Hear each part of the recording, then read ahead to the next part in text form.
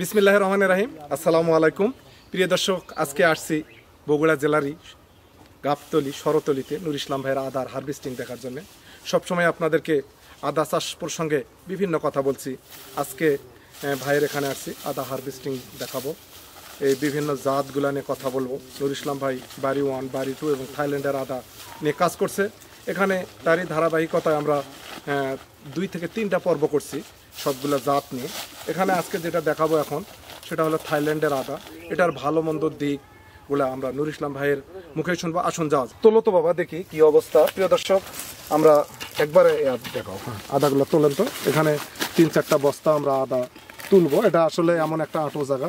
তোলো। হ্যাঁ প্রিয় দর্শক, ভাই তোলেন, আপনিও তোলেন, আপনিও তোলেন। হ্যাঁ প্রিয় দর্শক, আপনারা দেখুন আমরা আদাগুলো একটা ভাড়া নিয়ে আসো, এক একটা আলাদা আলাদা জায়গা তুলবেন প্রতিটা বস্তায়। তোলেন প্রিয় দর্শক। দেখি আমাদের নুর ইসলাম ভাইয়ের সাপোর্টার হিসাবে তার ছোট ভাই, উনি আসলে পল্লী বিদ্যুতে চাকরি করে, তারপর পাওয়ার গ্রিড। উনিও আজকে আসছে, আমার সৌভাগ্য উনি আদাটা দেখার জন্যে।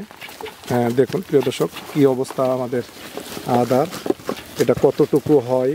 আমরা একটা আটো জায়গাতে দেখেন চিপাই মানে লেবু বাগানে যেখানে আসলে পড়ে থাকার কথা ছিল। নুর ইসলাম ভাই, এখানে কিছু হতো না, এখানে কিছু হতো না, এটা পড়েছিল প্রতির জায়গা। আচ্ছা, আমরা সেটা দেখবো। হ্যাঁ তোলেন, আগে দেন, তোলেন। আচ্ছা, কি হবি সেটা আমরা পল্লাই বলে দিবি, বললেই হবে না।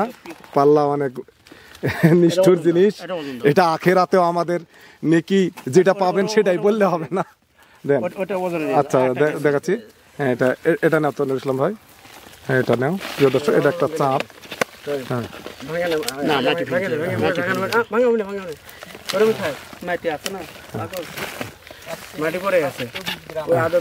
প্রিয় দর্শক, হ্যাঁ তো, হ্যাঁ আসেন তো প্রিয় দর্শক, আমরা এই মাটিটার এটা দেখাবো। আসেন ভাই, এটা কতখানি হয়েছে প্রিয় দর্শক? এটা দেখেন 1 কেজি 720 গ্রাম এটা হয়েছে নুর ইসলাম ভাই। হ্যাঁ ওটা নিয়ে এসো তো, এটা সরাও প্রিয় দর্শক। এটা 1 কেজি 720 গ্রাম হয়েছে। হ্যাঁ এটা দেন তো, এটা দেন। প্রিয় দর্শক দেখুন, একটা থোপ এটা ছিল। কতখানি হয়েছে দেখি প্রিয় দর্শক? 2 কেজি 420 গ্রাম। 420 গ্রাম। আর যদি আমরা 30 গ্রাম পাইতাম প্রিয় দর্শক, তাহলে কিন্তু 2.5 কেজি হতো। এখন কিরকম অনুভূতি হচ্ছে? অনুভূতি আর কি বলবো ভাই, আসেন সামনে, আসেন আপনি। আলহামদুলিল্লাহ, এটা নিঃসন্দেহে একটা ভালো অনুভূতি আজকে আমার। এটা একটা, হ্যাঁ দেখাও, আরেকটা দেখাও। হ্যাঁ ওটা নামান প্রিয় দর্শক। আমরা 3-4টা খুবই ভালো লাগতেছে যে প্রিয় দর্শক, যে একটা বস্তায় প্রিয় দর্শক 2 কেজি প্লাস আদা হওয়া 400 গ্রাম বা 190 গ্রাম, কেজি 1 কেজি 600 গ্রাম। এটা 3টা বস্তার আদা। এবার হচ্ছে 3টা কত হয় দেন তো? তিনোটাই দেন তো, তিনোটাই তুলে দেন তো। বলে দিই 3 বস্তা ইনশাল্লাহ। দেখি কি অবস্থা 3 বস্তা আদার প্রিয় দর্শক।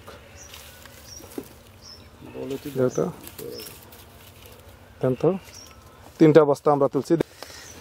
দেন 3টা বস্তা কি পরিমাণ হয়? 7 কেজি 7 কেজি 40 গ্রাম প্রিয় দর্শক। এটা 4 বস্তা না, 7 কেজি 120 গ্রাম। 4 বস্তা প্রিয় দর্শক। 4টা বস্তা তুলি না ওখানে, দেখেন তো 4টা বস্তা নয়, দেখেন কটা প্রিয় দর্শক। আমরা বস্তাটা দেখাবো, দেখি। হ্যাঁ যাও তো হানিফ, দেখাও। হ্যাঁ ওই যে একটা থুছেন, এটা বাদ। 1 2 3 4টে, 4 বস্তা প্রিয় দর্শক। 4 বস্তা এখানে। 4 বস্তাতে আমাদের আদা হয়েছে 7 কেজি 120 গ্রাম। 7 কেজি 120 গ্রাম। তাহলে এভারেজে কত হলো প্রিয় দর্শক? দেখুন 7 কেজি 120 গ্রাম।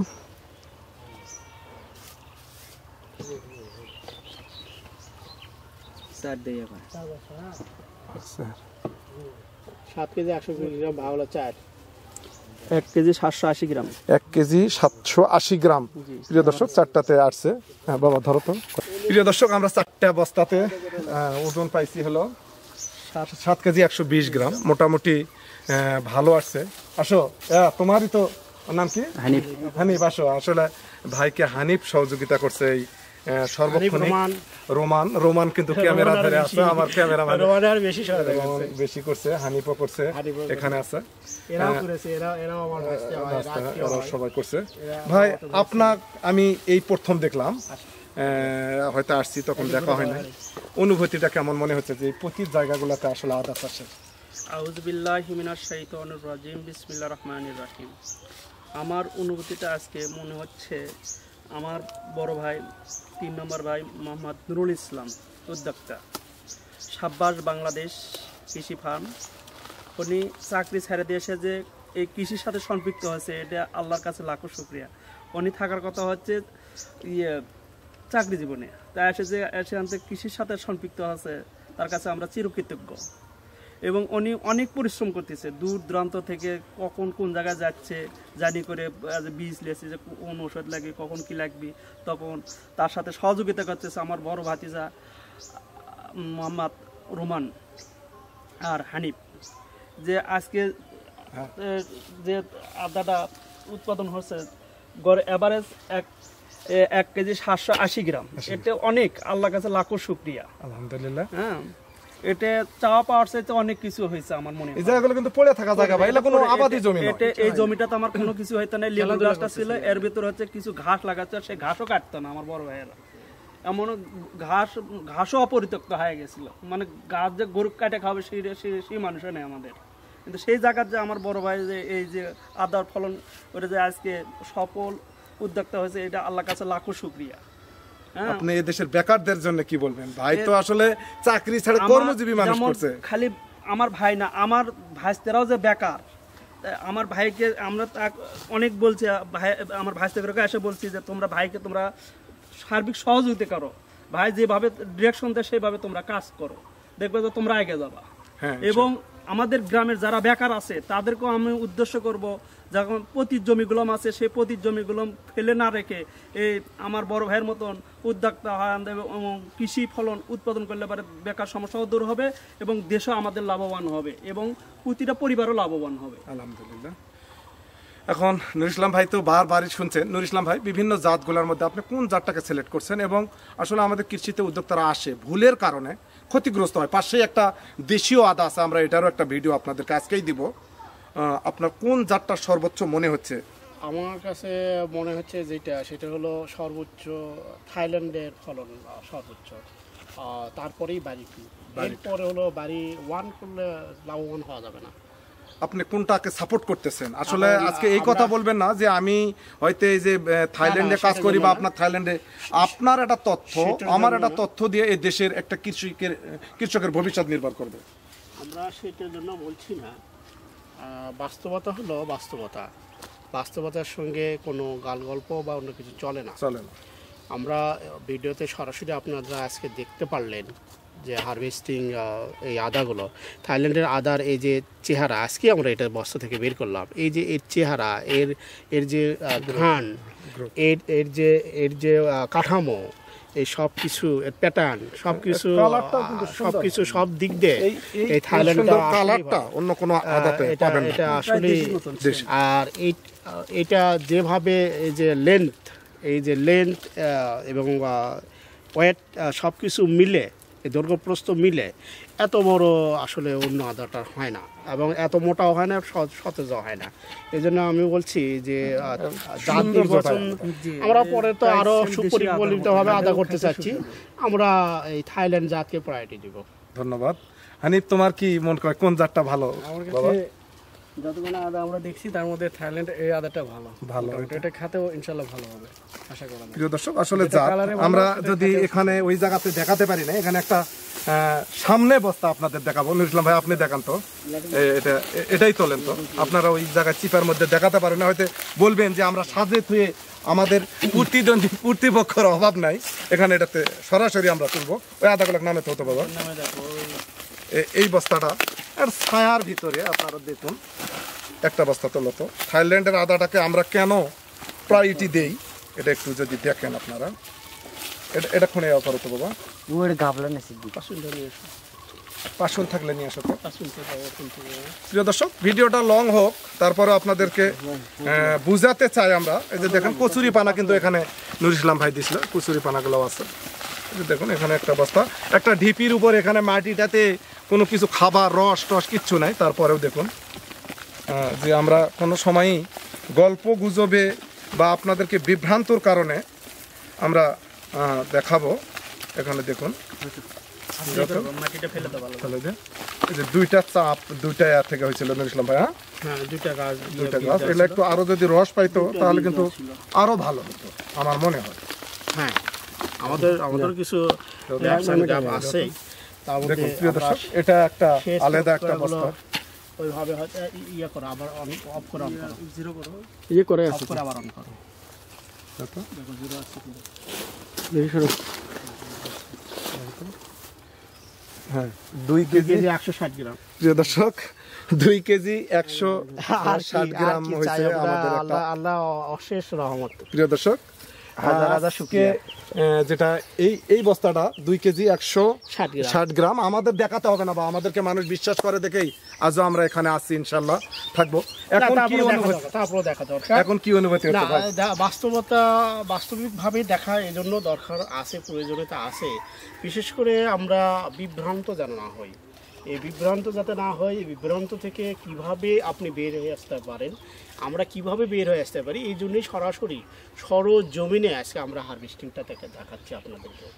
এবং আমি সকলকে আমন্ত্রণ জানাচ্ছি, আমাদের হারভেস্টিং আরও 2 দিন চলবে। যদি আপনারা মনে করেন সরাসরি এসে দেখে যান, এখানে লুকোচুরির কিছু নাই। এখানে আমাদের এই যে দেখেন, আমার ছোট ভাই বললেন কিছুক্ষণ আগেই যে এটা একটা পতির জায়গা। এই যে লেবু গাছ থেকে লেবুগুলো ছেঁড়া হয় না, দেখেন লেবুগুলো দেখেন, ওই যে প্যাকটা বসে আছে, এখনো ছেঁড়া হয় না। তার সেই জায়গায় একটা বস্তায় 2 কেজি 160 গ্রাম আদা হওয়া, আজকে বাজার নাই, তারপরে 120 টাকা কেজি। 120 টাকা কেজি হলে তাহলে 2 কেজি 160 গ্রামের দাম কত? 240 টাকা। আপনার পার বস্তায় খরচ 250 টাকা। 250 টাকা এই বস্তা খাওয়া হিসাবে বিক্রি করলেও হবে, যা বীজ হিসেবে তো অবশ্যই বেশি আছে। যাই হোক, পার বস্তা আমাদের প্রায় 100 টাকার মতো খরচ হয়ে গেছে।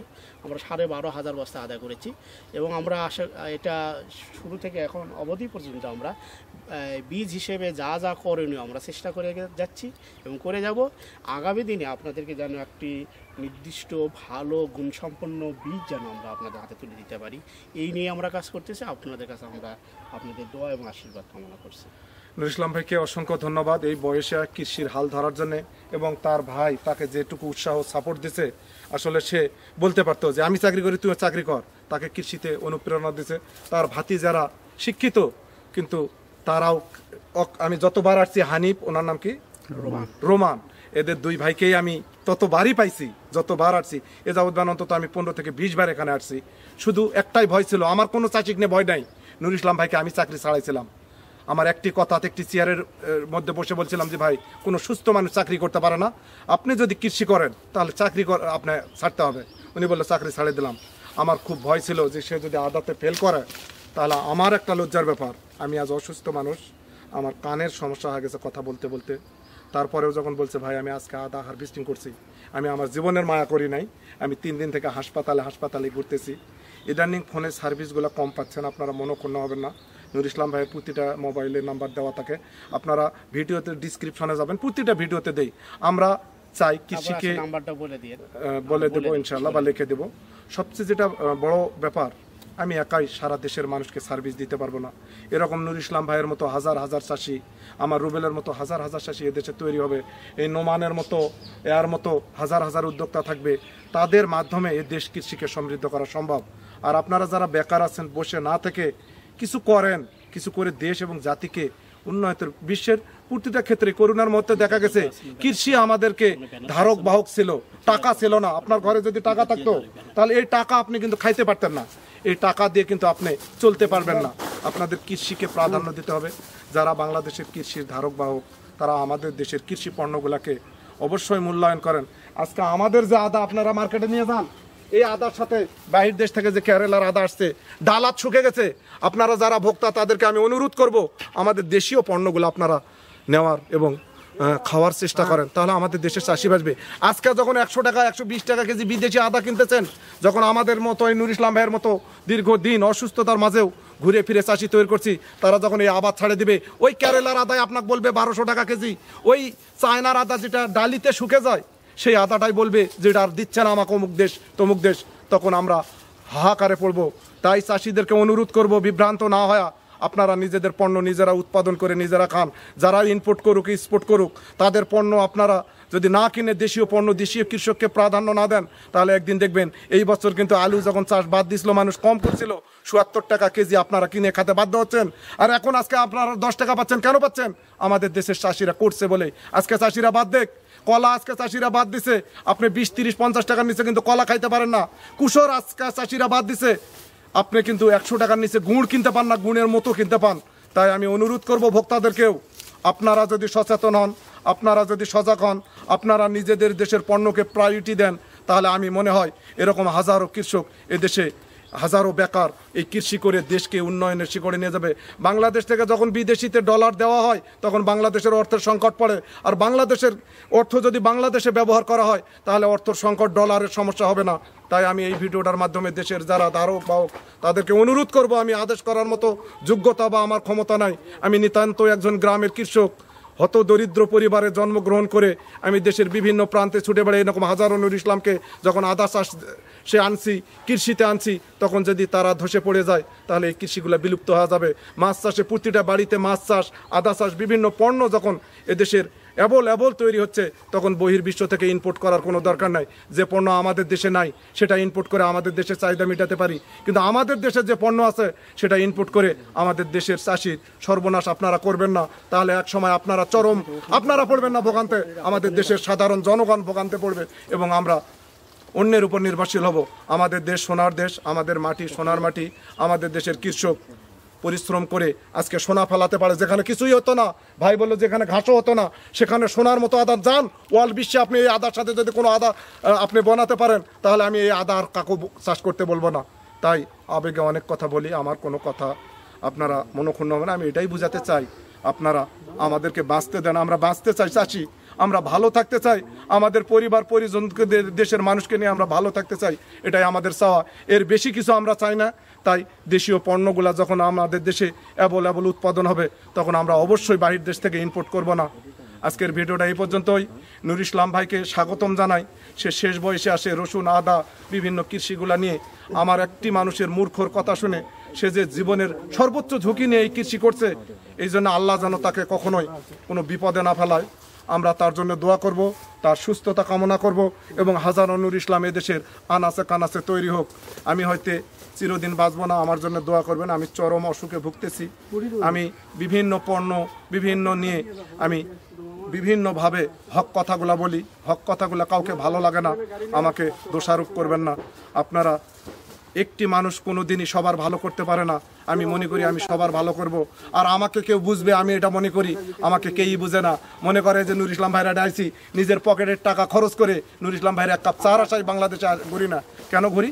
যে আমি চাই একটি চাষি হলো বাংলাদেশের আনাচে কানাচে তৈরি করব। আপনারা আমার জন্যে, ভাইয়ের জন্যে এবং এই ছোট ভাই যে সহানুভূতি দেখাইছে, যে অনুগত্যতা দেখাইছে তার ভাতিজা এবং আমার ভাইকে, তাদের দীর্ঘায়ু কামনা করে ভিডিওটা থেকে বিদায় নিচ্ছি। ভিডিওটা যদি ভালো লাগে অবশ্যই লাইক শেয়ার করে দেবেন এবং থাইল্যান্ডের আদার বীজের অনেক সংকট আছে, দেশীয় আদাগুলা করে আপনারা যখন ক্ষতিগ্রস্ত হবেন তখন বলবেন যে বস্তায় আদা চাষে লস হয়। বস্তায় আদা চাষে লস নেই, 100 টাকা কেজি হলেও 2 কেজি বাদ দেন, 1.5 কেজি হোক, তাও 10 লাখ টাকা খরচ করলে 5 লাখ টাকা যদি ইনকাম হয় এই 8 মাসে। বাংলাদেশে এমন ব্যবসা আছে নুর ইসলাম ভাই আর একটিও নাই। যদি করতে পারেন, না পারেন তাহলে 10 লাখ টাকায় শেষ। তাই আপনারা অবশ্যই জেনে বুঝে জাত মান যারা সফল তাদের কাছে ঘুরে ফিরে কৃষিতে আসুন। এই আশা ব্যক্ত করে শেষ করলাম। আসসালামু আলাইকুম।